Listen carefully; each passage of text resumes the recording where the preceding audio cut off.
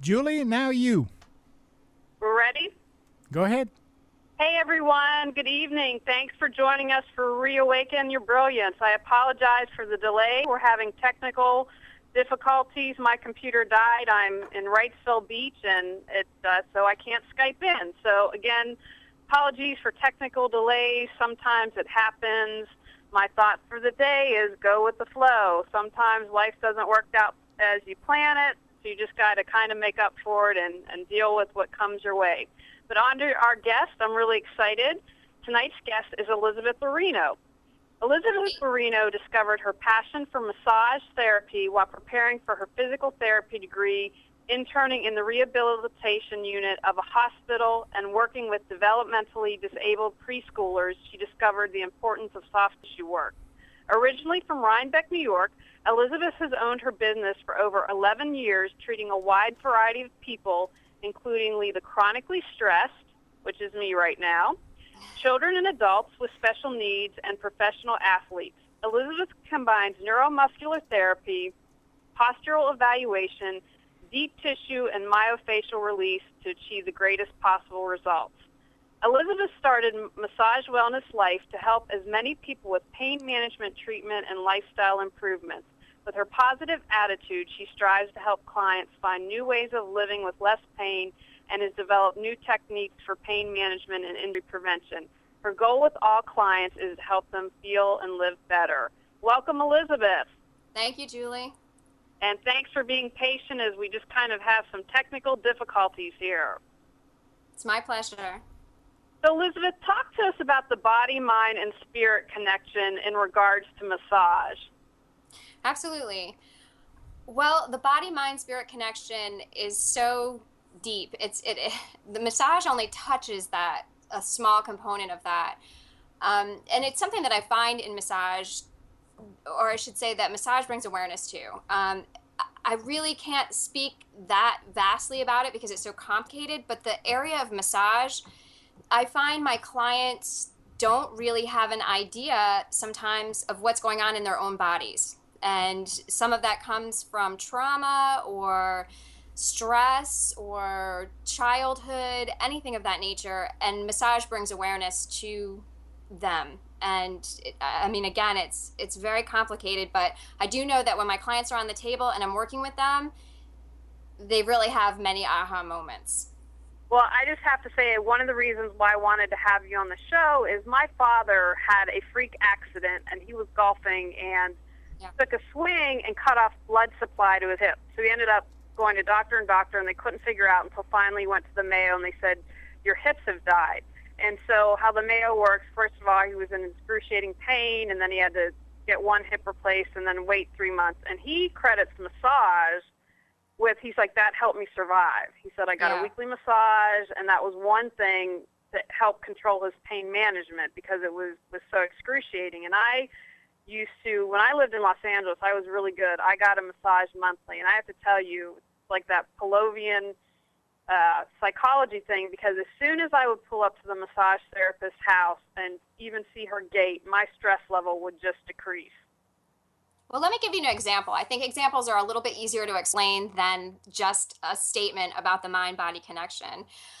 Let me give you an example of someone that has a migraine that comes to see me and they say, Elizabeth, I am having a headache.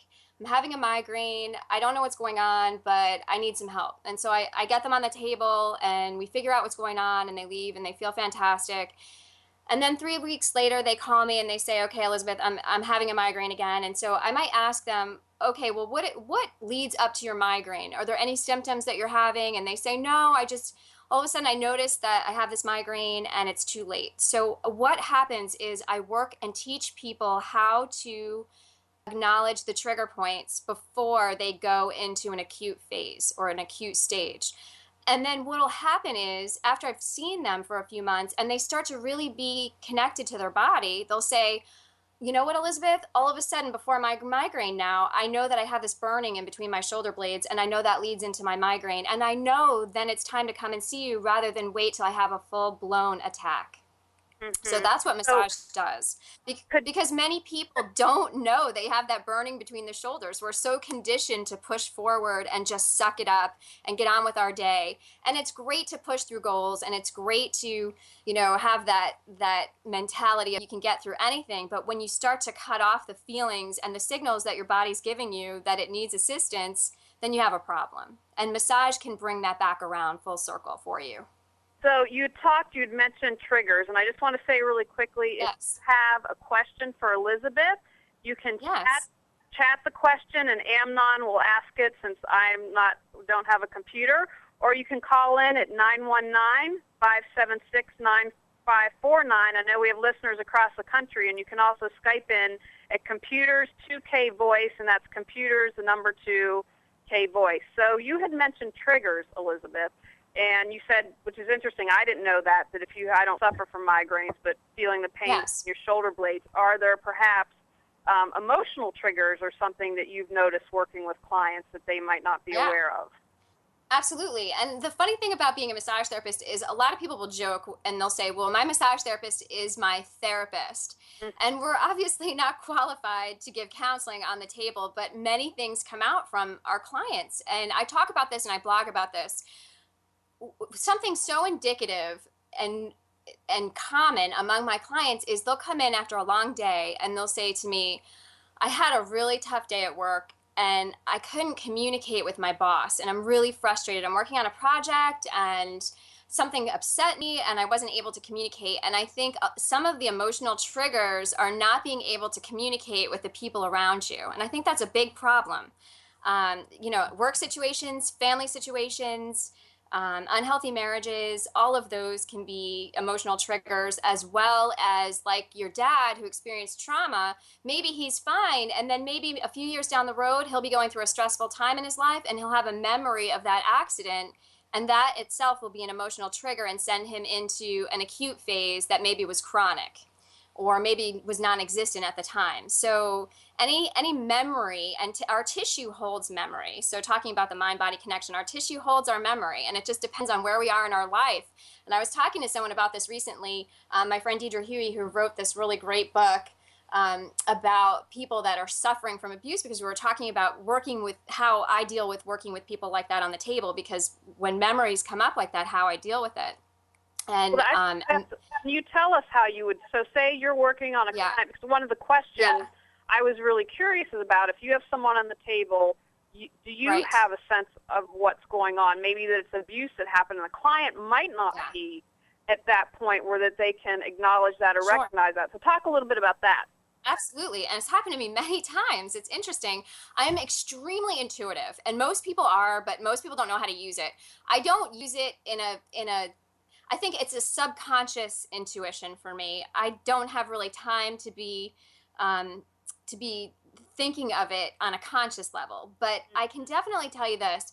When my client comes in, and it's usually working with someone after a few times, most people hold their emotions and their trauma deep down. They don't want anybody to touch it. It's not usually on the surface. It's usually down in there, and it's causing pain, and they might not realize it. So it usually happens after several visits. And one of the biggest ways I can tell is if I'm working with someone, and I do neuromuscular therapy and postural evaluation. So I'll tell my clients, if you're not getting results after your first, second, even third session, you might, after the third session is for someone who has, and I can always give you an example of that later on when we're talking about people that have injuries.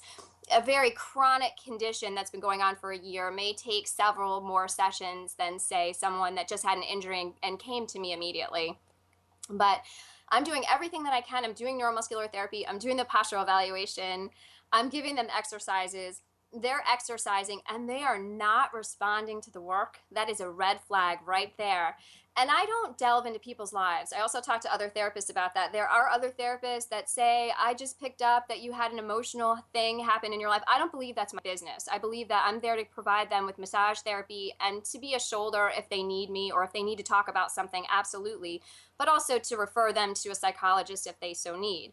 But I will say to them, okay, you do not have to answer this question for me. This is an inside your head question. And this is a rhetorical question. Mm-hmm. But Did you suffer some trauma as a child? Are you going through something in your life that is causing you a great deal of stress that you're not sharing with me, because I am not seeing your body respond to the work that I'm giving, and there has to be something else going on. And this is after they've been released from a doctor and given a clean bill of health, because anybody that has a condition of pain or injury that sees me has to have seen a doctor first to make sure that it's okay, other than just like a migraine or a small tear.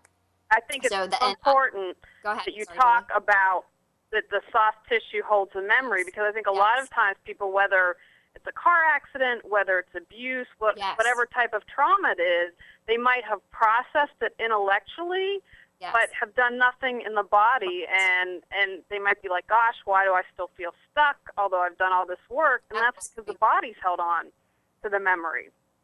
In my very first office in Apex, when I first started out, my roommate was a therapist, and we do very good work together. I will definitely tell you that, because I get many referrals from psychologists and therapists, and it's a reciprocal relationship. I definitely refer out, and I tell people, again, you don't have to answer the question. I would never put anyone on the spot in my office or intrude on their life, but I definitely tell them, if you're not responding, or some of them, there are a few people that will say, I don't have anything going on, or I don't remember anything. And I say, you might want to just talk to somebody. If you have some stress in your life, it's not a bad thing. Therapy's great. So that's actually how I handle it. If you're able to bring that awareness to them, then that's a plus for them. Definitely.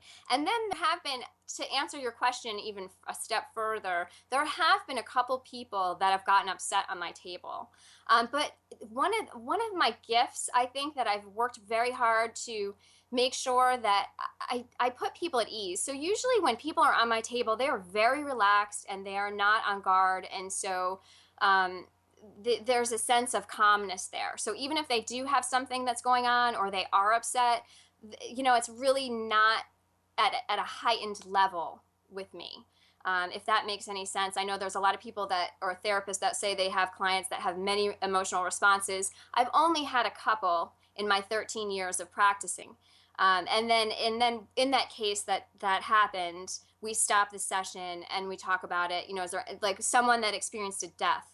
That was someone that, that was very close to them, and they just experienced it. It was their mother, and they were very close. That was an emotional release. And we stopped the session, and she just needed a few minutes, and then she was fine. But, I really don't get that many people that break down on the table.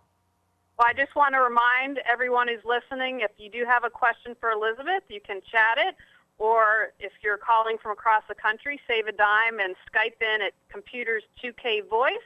Or you can call in at 919-576-9549. So, Elizabeth, can you talk about a couple of things that you do in other areas of massage, like neuromuscular therapy, postural evaluation, myofascial release? Those are some terms that people might not be familiar with. Yes. Those are the 3 tools that I use in my office more than anything. I don't do that much Swedish work. I will do a little bit of flushing with inflammation, but neuromuscular therapy I found is the best modality for me and for healing, for my use, for my hands to heal a soft tissue injury. And it's very simple. There's nothing really complicated about it. The difference between me and the average therapist who has not taken continuing education in neuromuscular therapy is specificity.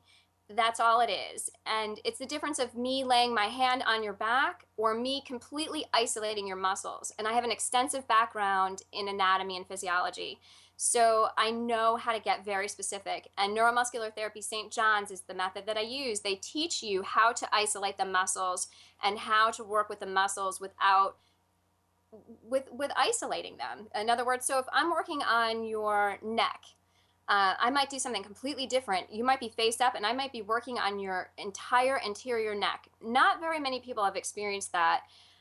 And it's neuromuscular therapy. And so I'm isolating the muscles, and I'm working with the nervous system to calm down the nervous system. I guess I don't know how to express this in lay terms. I don't want to be too technical. But I basically isolate the muscle, and it's very, very, very specific and very intrusive. I have to be very careful because it can really scare people, but it's phenomenal, and you get incredible results with that, with the neuromuscular therapy. And you have to, again, have an extensive knowledge of anatomy to practice that. Well, why But it's would not you hard. want to It's easy. isolate the muscle? What's the benefit for someone with that? Because you are completely separating the tissue. Then tissue gets stuck together, you're completely separating the tissue and completely getting that muscle to calm down in an extremely direct, in some cases, aggressive fashion. It's not the depth either, it's the specificity. So in other words, you might have someone that, or a therapist that presses very deeply on your back. But when I come in, I'm specifically touching a muscle because I know exactly how to find it on your back. And then I can press light, or I can apply a heavier pressure, just depending on what you can take. And then mixing that, I will start the session, if I haven't met you before, I will start the session with a postural evaluation, because the neck and the hips are very closely related. And most people that come and see me have some sort of pelvic hip tilt. So I need to find out if the hips are aligned. In most cases, they're not, because you're sitting every day. So I start with that. And then the myofascial release that's similar to Swedish, but it's a very slow, very deep, not so specific stroke. And it just, in essence, just simply melts the tissue. That's all it does. And those 3 techniques combined are just phenomenal. You get phenomenal results. You feel fantastic. It's not just about the pressure, like I said. It's about being specific, being direct, have an intention. If you're going to make a muscle feel better and get it to release, you need to work with that specific muscle and not just on the top of that muscle. And so you combine all 3 of these items with whatever the person seeing you would need. Yes, absolutely. So talk about, because you talked, when I was reading your bio about pain management, how can getting a massage on a regular basis be preventative care for someone? On many levels. Well, first of all, the key to preventing injury is maintaining flexibility, which is why I talk about stretching. But if you get a massage, that can really enhance your flexibility, and it brings nutrients to the tissue, which means that when I talk about nutrition as well, when you eat healthy, you are building, you're creating in your body amino acids, which are the building blocks of protein. And everyone needs protein in order to have healthy connective tissue. So you're enhancing the nutrients in your muscles, but our tissue is avascular, which means that we might get an injury, or not even an injury, just regular everyday use, overuse on the computer, using we all do it every day. Grabbing that mouse, and so that's a repetitive stress injury, a minor repetitive stress injury. So I am initiating blood flow to the tissue, which means that I am creating a vascular response. Because our tissue is avascular, if we become injured, your body will respond by sending blood down to heal, and then that's it. You're not just getting blood flow every day. A perfect example of that is tendonitis in your elbow. You know how many people come to me because their arm is bent every day and they're on the mouse, and especially the right side. How many of us are right-handed? Mm-hmm. But by me working with their elbow, they might not be injured, and they might not even have tennis elbow. They might just be tight, but I'm initiating a vascular response. I'm initiating a repair in their body, and so that will prevent them from getting a greater injury. So I want you to talk, you had mentioned this on your website. Talk about the connection between fatigue and stress. Yeah. Oh boy. Okay, so when you are fatigued, okay, so there's two types of fatigue. Are you talking about the mental fatigue where you're working every day? Are you talking about the complete physical fatigue? Or are you talking about fatiguing a muscle to its maximum? Well, gosh, I wasn't going to get that specific. I guess for me, when I'd read about that, I'd read somewhere on your website, maybe when I was reading one of your blogs, just if the connection between if we're really stressed out, how we're physically exhausted or mentally exhausted, or, even if you're talking about the muscle, I don't know what muscle fatigue means. So how would that harm us? Muscle fatigue is like another example of overusing the mouse on your computer. That's muscle fatigue. But yes, fatigue and stress, and when you're overdoing it, especially my A-type personalities who come and see me, they're burned out. They don't have anything left. And how does that respond to the muscles? Well, the people that are burned out and exhausted and overtired, chances are they're not eating healthy and they're not exercising. So when they come to me, they are just really in need of a recharge. And that's one of my specialties as well, just getting somebody set up if they have to go on a plane to do a presentation or they have to go out of town for business and they're completely depleted. They don't have anything left. And they just come for a recharge, and mentally, just like if you meditate for an hour, with the body-mind connection, you're just kind of zoning out, you're getting some repair in your tissue, and then you get up, you drink a ton of water, and you feel a lot better. So you had touched on it briefly, but I'm curious if you could maybe go a little bit deeper. If you have trauma, whether again it's an accident, abuse, whatever you went through, yes. How is it stored in the body, and what would you do as a massage therapist? How could you help release that? Sure. Well, that's a good question. How is it stored in the body? Because I have a biology background, so most of what I know comes from I'm looking at something under a microscope or a slide, or there's some kind of scientific explanation. With massage, there's not a lot of scientific explanations. There's no real hard proof that it does improve or help. So we don't really know. And the brain is so complex. We don't really know how stress is stored in the body or trauma is stored in the body. I mean, we know the different centers in the brain that absorb it, but there's no real scientific explanation of how stress is stored in the body. But it is. And people hold on to it, and it appears it's abundantly clear in their tissue. It's just about getting somebody to breathe and release. Breathing is a huge component of massage and healing. And think about it, if you're in the gym and you are pushing on your weights and you almost can't get through it. But if you exhale, you can get through to that next step or that next phase. So when you breathe, in essence, you're releasing a lot of things or memories, or maybe not even releasing them, but just you're able to process them as they're stored in your body. But the scientific explanation of how that's possible, there really isn't any.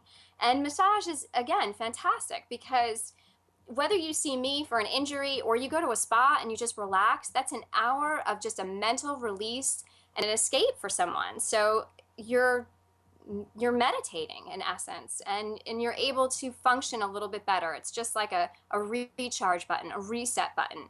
And somebody with a great deal of trauma, that is going to help them immensely get through whatever they're holding on to. And that actually, this is a great lead into my next question, Yes. because this is something, again, that I've read on your site or when I was reading through your blog. Massage helps us feel better. How does it help us live better?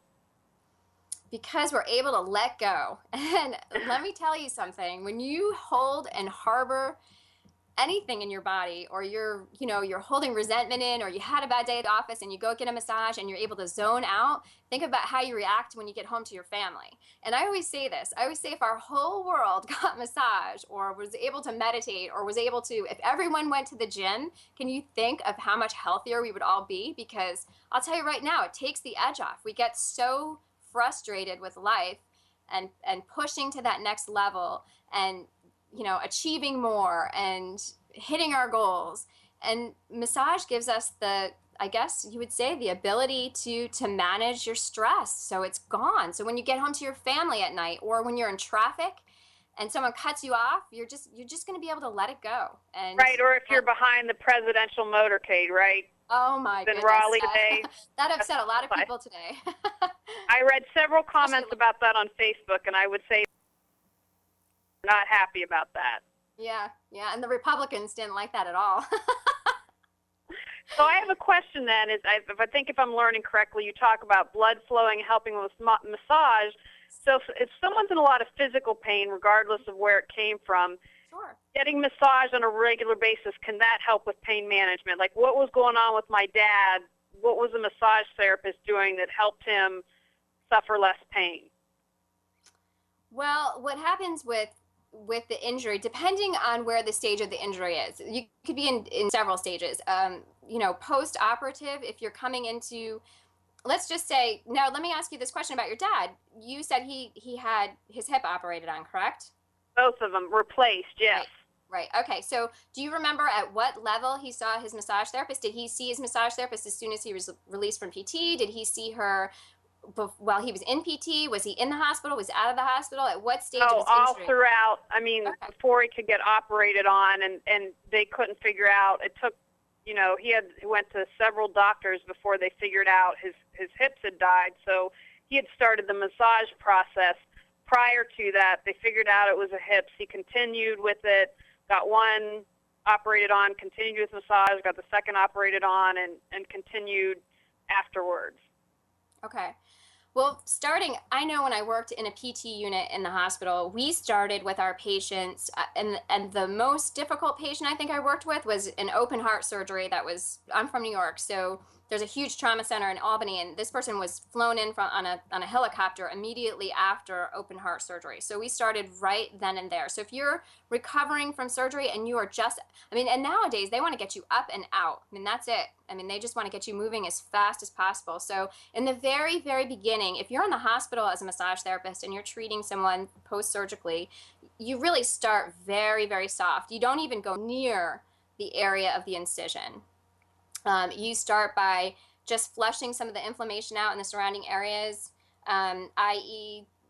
The quads. That might be a good place to start, and maybe midway up the knee, to stay away from the hips, the acetabulum socket. And so you start in that area, and you just start flushing the inflammation. And as somebody heals and they get, as soon as the doctor says okay, that you can touch the scar, you start working on the scar. Because when you have an injury, that's part of the problem in our healing process, is that scar tissue is very uneven, and it builds and piles up, and then it restricts movement. So we want to get in there as fast as possible and break that up. So that's one of the if the you biggest. Get massage right after, so does massage help break up the scar tissue? Yes, it does. Oh, fantastic. Absolutely. Time out. Time out. Oh, you got a question? I got a question here. Fantastic. And Pain in the Back in chat says, why is that the medical field still sees massage therapy as a luxury rather than a medical need? Oh, great. Which is why it is not covered by insurance. Yes. When is that going to change? Massage has surely helped us to heal even better than chiropractic or PT care. Okay. Well, that's great. But one of the things I will say before I even answer that question is I have clients that talk to me about massage and say it helps them so much more. But in the 13 years I've been doing this, there's other modalities, including PT, massage, chiropractic care, that help in different ways. Like, I just had a client that was in excruciating pain, that had a rib out, that I had to send to the chiropractor right away in conjunction with what I was doing. So it just depends on the type of injury, which modality can help the best. And massage is excellent for back pain. And it doesn't mean that you need a chiropractor, especially if you are, I would say, if you're hypermobile. So it means if you have too much flexibility, going to a chiropractor is not going to help you, and massage will. As far as the insurance, that's a whole other ballgame, and insurance has even cut back on chiropractic care. So I don't even know when that will change. I spent a lot of time working with insurance companies over the years, and it's going to be a long time before massage is ever, if ever, covered by insurance. As far as the medical community goes, we are seeing it grow more and more. Duke Medicine, they're acknowledging it. They have a great alternative center. Johns Hopkins in DC, they're researching everyday alternative medicine, and they always have wonderful articles on their website about massage and acupuncture and maybe not chiropractic care, but PT. So the medical community is getting there slowly but surely. I think part of the problem with massage therapy is the level of education that is required to be a massage therapist. There's still a lot of that kind of connotation of incense burning, kind of hippie-like mentality with massage therapists that is changing over time and will evolve. I think physical therapy is going towards I think they're requiring a PhD now. It's really tough to be a physical therapist and to get into the program, and then you have an extensive education that you have to complete, where it used to just be a 4-year degree. Now it's going to the PhD. So I think in the future, as massage evolves and the education required becomes more difficult, I think massage will be taken more seriously. But if you look at the really good massage therapists, and most of them have a biology background or a degree in something else other than massage therapy. It's not that often that you run into a massage therapist who has an extensive background in biology just from getting their massage degree. So that's part of the problem right there. And thank you so much for saying that about massage, because it is such a great field. That was a fantastic question. I want to remind Yes. anyone else, please chat in a question. Amnon will read that to us, or you can do it over Skype with Computers 2K Voice, or call in at 919-576-9549. Now, Elizabeth, is there anything, if people out there like our chatter feel very passionately about that, can they write insurance companies? Are there any campaigns that you know about this to get massage covered that you're aware of? I think writing to the insurance companies would be in vain, unfortunately. You know, I think it's just going to be a matter of time. I think it's just going to be a matter of time. There's not a lot we can do. The AMTA and the organizations, state by state, they really are great advocates for trying to improve the education for massage and the other, getting massage covered through insurance. But again, that I don't see that to be very likely. But so the organizations that take care of the massage therapists really campaign for our benefit. Well, that's one of the reasons I'm doing this show, is to get the word out about different body, mind, and spirit and alternative medicines that are able to help people. And I think as you educate people and spread the word, that, only good can come from that. That's right. So talk to me a little bit about some of your stress management strategies. What can you share with us? One of the biggest ones that I tell people is just letting go. That is the big, huge stress management strategy.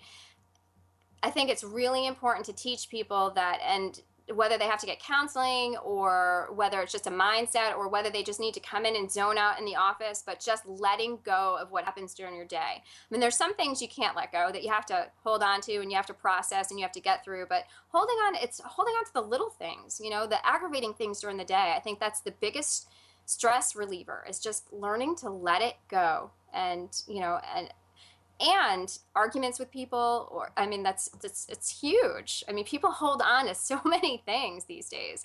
And then the other technique is exercise, because that, I think, in itself is the biggest way to relieve stress. And it is for me, because I become very edgy unless I'm getting to the gym several times a week. I just, with the amount of work that I have to do. So I teach people, let it go and exercise. Those are the two biggest stress management strategies that I know. I think that's fantastic advice. When I was younger, I used to say on my gravestone that they'd write, "She finally let go." So I can absolutely appreciate that. So Yeah, you wrote something on a blog that I absolutely love, and I'd like you to talk about more, because I Sure. just Absolutely. thought, wow, how great is not only she saying this, but from her professional point of view. When your heart opens, you begin canceling out negative emotions and reducing anxiety levels in your body. So I'm sure you see with your clients every day, high anxiety levels in a lot of them. So talk to me a little bit about that, because I didn't want to read the entire blog, but just I thought that sentence was so great. Tell us about that. Yeah. The blog where I say wear my heart on my sleeve, right?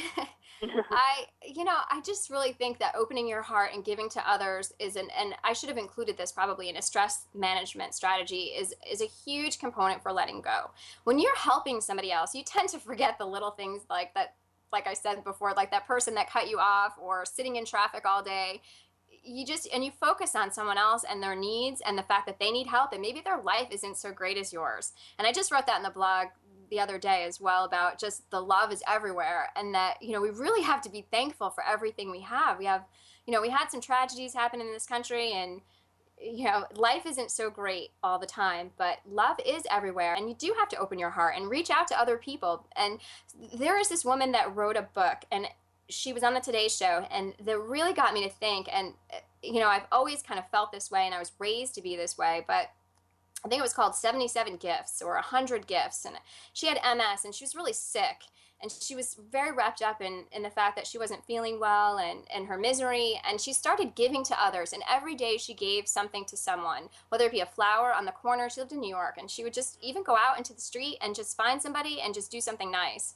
And, opening your heart is going to relieve so much of your own stress in your life and really get you to connect with others and just really figure out that your life isn't so bad, or if it is, there is a possible way for it to get better. Right. And that's what I'm talking about, opening your heart. Even just, I'm big on complimenting people, and I don't know, I really love being with people. Not everyone's like that. Some people are introverts, but when you open your heart and you give to somebody, I'll tell you right now, it feels great. Mm-hmm. And that actually leads into something I had a question for. We just, the 10th anniversary of 9/11 Yes. was on Sunday. And, Yes. I wasn't near the World Trade Center, but I remember that day. And so I believe a lot of people store trauma from that day. Do you think massage parents, again, if maybe we weren't at the World Trade Center, what are your thoughts on that? Oh, I have a lot of thoughts on that. It was funny because I wrote about this too. I was completely unaffected all day, and I lived here during that time. I've been here for 3 years. And my office mate, Izzy, is a trauma specialist, and she went in to 9/11. She had to leave and go, and she counseled the survivors and their families. And, I was completely, at the time, I was so traumatized by it because there were people that I didn't know where they were.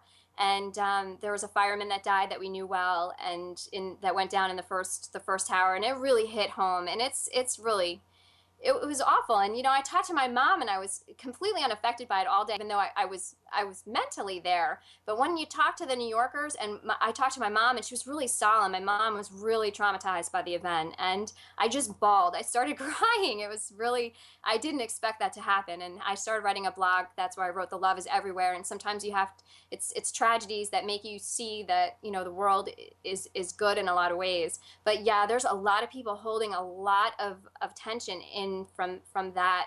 And it was horrible because I was there, and I went 8 weeks after I was planning a trip home anyway. And it was the first time I went out to brunch, and I was downtown. I was in a taxi, and I was headed towards the World Trade Center, and usually I could see it. I went into the city to see a friend, and it was gone.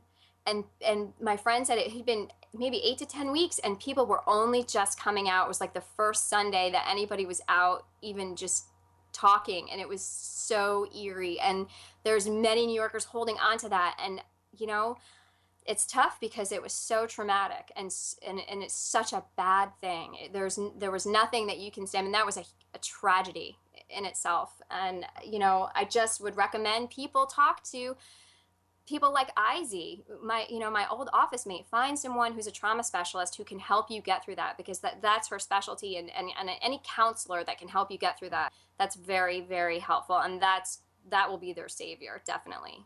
If someone doesn't have necessarily pain, what symptoms or things could people look for that might benefit for them to see you? Like if they always maybe have a pain in their shoulder. You've talked a little bit about tennis elbow. There's things like, for instance, just talking about 9/11, might not know that they have trauma stored in their body, or there's physical things that they might notice that you might say, hey, if this is happening to you, you might benefit from a massage.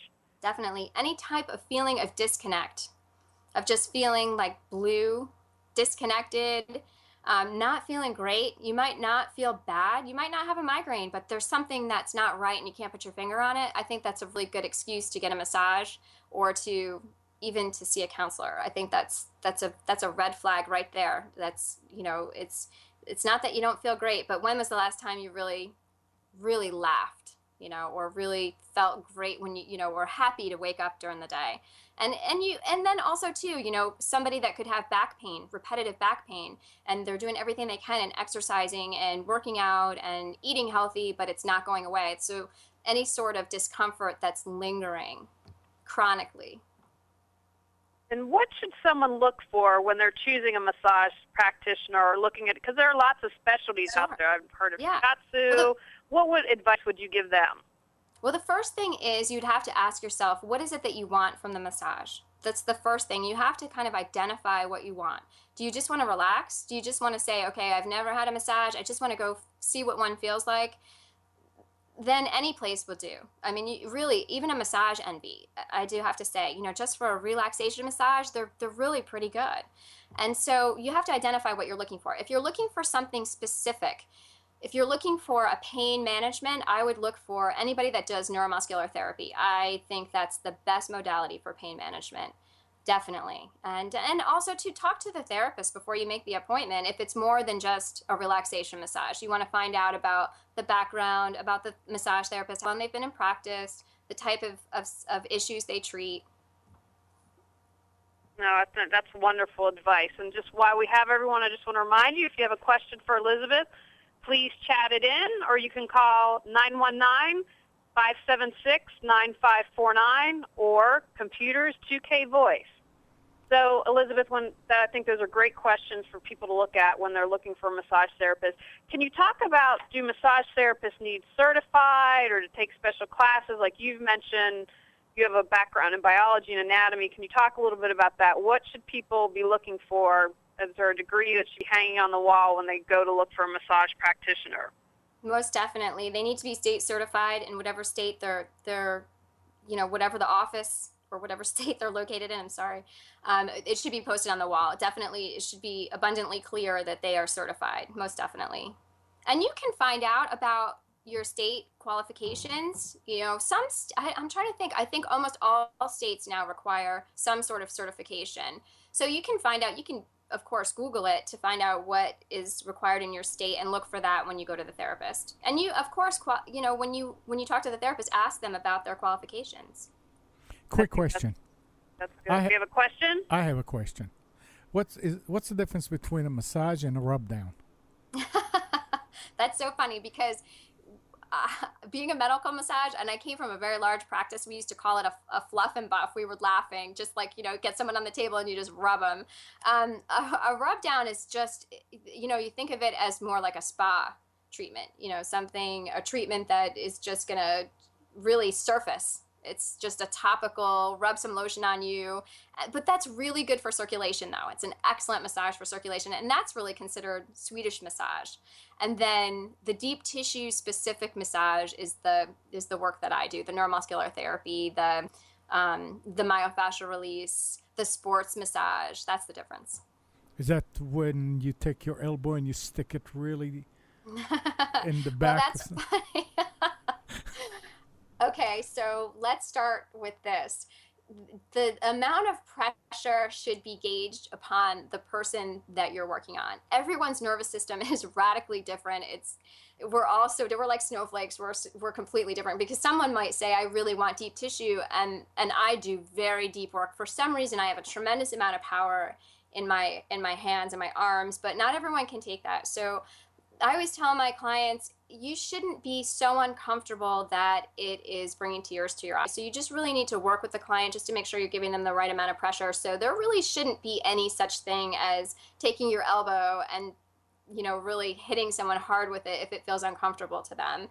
It should be pleasant, even a specific, unless you're breaking up scar tissue from post injuries, which I work with as well. And can be painful, but that's a whole nother issue. Really, massage should not be so painful that you want to get up off the table. I mean, that's not appropriate. Good answer. And then can you lead us, you've mentioned migraines and headaches, and is there maybe an exercise or a demo that you could show people if there's something, just a little trick, if they're in a jam and can't get to a massage therapist that they benefit from? Yeah, definitely. On my website, massagewellnesslife.com, there is a picture on my blog of a woman leaning over an exercise ball. And we sit hovered in front of our computers, or even doing people that do massage, or, you could, if you do landscaping, everything we do is in the front of us, in our interior. And so we're hunched over, laying over an exercise ball, and especially when you have a headache, and opening up your arms and putting in a 1-pound weight in each hand and opening them up to the side. You can go over your head, but best to the side laterally, and breathe for, 5 minutes while you lay on that ball will open up your chest and take a lot of the pressure off your spine. And in a lot of cases, that will help your headache. The other trick is rolling on a tennis or golf ball right up into your neck on your back. That will help as well. And then the third thing that I always say, I come across a lot of people, and I've experienced this too, so I know from experience with my own life, acid reflux, horrible, horrible, horrible. And I know people that say they have migraines, and I've suggested this, and they can't get rid of them, or they're exercising, or they're stretching. Take an antacid, take something for your stomach if you suspect that it might be acid reflux, or talk to your doctor about it, because that can cause a horrible headache with the pressure on your esophagus. Oh, that's interesting. I didn't know that. Oh, yeah. It's bad. It's like a throbbing headache at the base of your skull. It's horrible. Now, and I think Advil, ibuprofen, that will help a little bit, but really the antacids with some ibuprofen and stretching is really the only thing that's going to get rid of that headache. Now, I think those are that's wonderful. We'll tell you your website at the end of the show so people can definitely check that out. But say there's someone at work and maybe it's something besides a headache, has tennis elbow, and they don't have an exercise ball. Is there something else that they could do, just a simple stretch that would help with that? Tennis elbow is very hard because you have basically restricted blood flow on the tendon. So if anyone suspects that you have tendonitis, you need to get to your massage therapist and get it worked on, because you just need to initiate some blood flow. Rolling on a tennis ball on your arm is not going to fix that problem. Excuse me. So I just recommend getting some work for that, or getting some PT. PT will help as well. But ice is phenomenal. It's one of the greatest. Cryotherapy is one of the greatest modalities out there. Heat is great, but ice is incredible because it penetrates the tissue better than heat, and it's phenomenal for healing inflammation, which is a lot of the problem for the restriction and the pain to begin with. Well, I'm glad, Wesley and Julie, I'm glad you said that, because here is Pain in the Back saying, again, there are as many massage therapists out there as there are life coaches these days. Yes. I have been to so many that just shouldn't be practicing. I judge a good massage therapist by the heat coming from their hands. Mm-hmm. If their hands are like ice, they are not connecting or putting out their healing energy. What are your thoughts about that? Oh, well, first of all, that's really funny that you say that, because I don't think that you should put your hands on anyone when they're ice cold. I think that's very uncomfortable for anyone that's just trying to experience your hands laying on them to begin with. As far as that's you're asking me about energy work a little bit here. I think that's where this question is going. Kind of in the middle. I think you really should feel comfortable with someone's touch. I think if you don't feel comfortable with a person touching you, don't get a massage from them again. Because I think one of the things that I teach is learning how to, and it's the same thing as the body-mind connection, Julie, is learning how to identify when something doesn't feel right. Mm-hmm. And again, I'm sorry? And Deidre Huey, one of the things that she talks about in her book, for people that have suffered some sort of trauma in their life or abuse, is that there should, anything in your gut, your visceral feeling, you should really identify with that. And so if you're laying on the table and someone's putting their hands on you and you're just not comfortable, I mean, it could be a great session, they might do great muscle work, but you just don't feel comfortable with them, then I don't recommend going back. And it's the same thing if people come in and they say, oh, my spouse really wants to get a massage. I really want to get them in here. My significant other, my sister, my brother. If someone does not want to get massage and is not open to it, then don't encourage them or keep encouraging them to do it. Let them come to their own decision about it. So if you feel that someone is not right for you and you're working with them, don't rebook with them. Find someone else. I once got a massage. I won a massage when I was living in Boston, and it's the only time I didn't enjoy it, but the reason was the guy was just absolutely hot and handsome, and I couldn't relax and concentrate because I was just like, oh my gosh, so beautiful. But it was one of those times. That's the only time that I haven't had a positive experience, and and that's meant to be a joke, folks. We're having some fun here. So Elizabeth, talk to me a little bit about how massage. Can you give specific examples of how you've helped people that getting massage, whether it's been with an emotional thing or releasing that, or they've just been in tremendous physical pain? Give us a couple examples of that. Sure, absolutely. I just worked with someone that had a calf injury and she couldn't run. So she got a clean bill of health from the doctor. She tore her calf, not significantly, but enough to prevent her from exercising. Healed it after 6 weeks, got a clean bill of health from the doctor, and went to run. The doctor said, oh, you can run, you're fine, there's nothing wrong with you. She couldn't run, and she couldn't run more than a few minutes. I mean, she was in pain, and so I had to put her on my table and work on her calf and just work out the restrictions in the tissue and elicit a healing response or a vascular response so the tissue could heal. And a lot of people think there's knots or there's, it's not so much. And I was explaining this to my client because I said, you're going to feel better after a few days and then it's going to get significantly better. And that's what happened because it takes time to heal, especially, in the body and reducing inflammation. But she couldn't believe the difference. At first it was better, and then she still couldn't run, but after a few days she was just mesmerized by the amount of healing that she had in her body. And that's a huge indicator that, again, our tissue is avascular and it needs to be touched in order to elicit a vascular response, in order to initiate blood flow to the area to heal. Now, back pain had brought up a great question earlier about massage not being included, in insurance. So for the people who are skeptics of the power of massage out there, what would you say to them? I would say just read about it. I said, why are you skeptical? Are you skeptical because you don't feel comfortable with someone touching you? Then that's, that's okay. You might not ever. And, that's your decision and that should be respected. I don't think that, I'm not a big believer in talking anybody into anything. I think we're all on our own path and we're all, we all look for sources of education, and who knows, maybe the people that are skeptical of massage get acupuncture and love it and it works for them, or they go to the spa and get a pedicure and they get their feet worked on and it feels great. So I think you just have to do what's best for you. And I think if you're skeptical on massage, I mean, it's different if you're talking someone out of getting one, but if you don't feel comfortable yourself, then hey, that's okay. Mm-hmm. Now, a couple of the questions that I always like to ask the guest, Elizabeth, someone out there might be struggling and thinking, I'm going through a lot of pain, physical, or a lot of stress, feeling like that it's never going to end. What advice would you give to them? Well, that leads to another example of somebody that I helped in pain. And a woman saw my press release in the News and Observer and called me and was in tears. She was in a pain cycle. And when you're in that, it's called pain cycle. When you're in that, it becomes debilitating and then you become depressed. It's very easily to become depressed.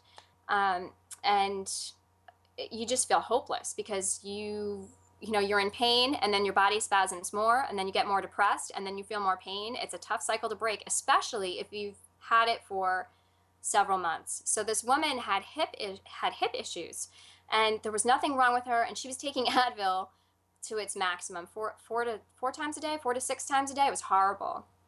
So my biggest advice to everyone, and if you get a clean bill of health from the doctor, of course, you definitely want to see your physician. If he says you're fine, I don't know what's going on with you, know that there's definitely hope out there. You just have to find the right massage therapist or the right PT or the right acupuncturist, but you can break that cycle. I know so. You can definitely break that cycle. And once you get somebody to help you and coach you, because that's a lot of what I do is coaching people to get through that, once you get to that just a little bit past that first stage, you'll start to improve greatly. If you can just get that mind over matter and work with someone that can get you into that position.